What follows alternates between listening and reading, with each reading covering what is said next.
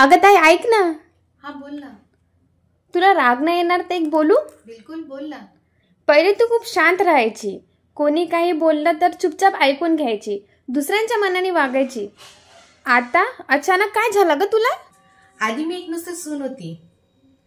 कोणी मला उठ म्हणायचं उठायची, बस म्हणायचं बसायची. माझ्या उठण्याने बसण्याने, माझं सॅक्रिफाईस किंवा कंप्रोमाइज केल्याने घरात शांती बनून राहायची. फक्त हेच एक कारण होतं की मी चुपचाप बसून ऐकायची. पण मी आता सून बायको नाही आहे. मी माझ्या 2 मुलींची आई आहे. आणि आता मला हे पण बघायचं आहे की मी जे काही करेल त्याचं सर्व असर माझ्या मुलींवर पडेल. जर का आता पण मी सर्व काही चुपचाप सहन करेल आणि चुपचाप दुसऱ्यांच्या मनाप्रमाणे सर्व काही ऐकत राहील, त्यांच्या मनाप्रमाणे नाचत राहील, तर माझ्या मुली पण पुढे जाऊन आपलं आयुष्य स्वतःच्या मर्जीने जगायचं विसरून जातील आणि स्वप्न बघणं सोडून देतील आणि दुसऱ्यांच्या आनंदासाठी नेहमी स्वतःला मारत राहतात.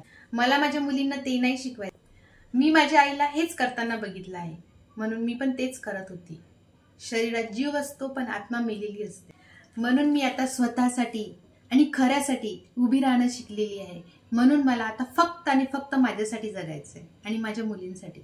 ठीक आहे, मी सर्वांकडे लक्ष देईन, सर्वांसाठी करेल, माझा नवरा, माझं घर, माझं लेकरं यांना सांभाळेल.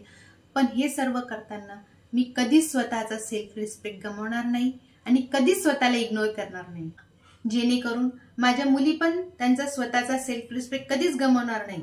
स्वतःचे सेल्फ रिस्पेक्ट करतील आणि स्वतःसाठी आवाज उठवतील. नाहीतर ही दुनिया खूप वाईट आहे ही आपल्याला पायाखालची चप्पल बनवून ठेवतात. जेव्हा घालायची तेव्हा घालायची, जेव्हा उतरायची तेव्हा उतरायची. म्हणून स्वतःचा सेल्फ रिस्पेक्ट खूप महत्वाचा आहे.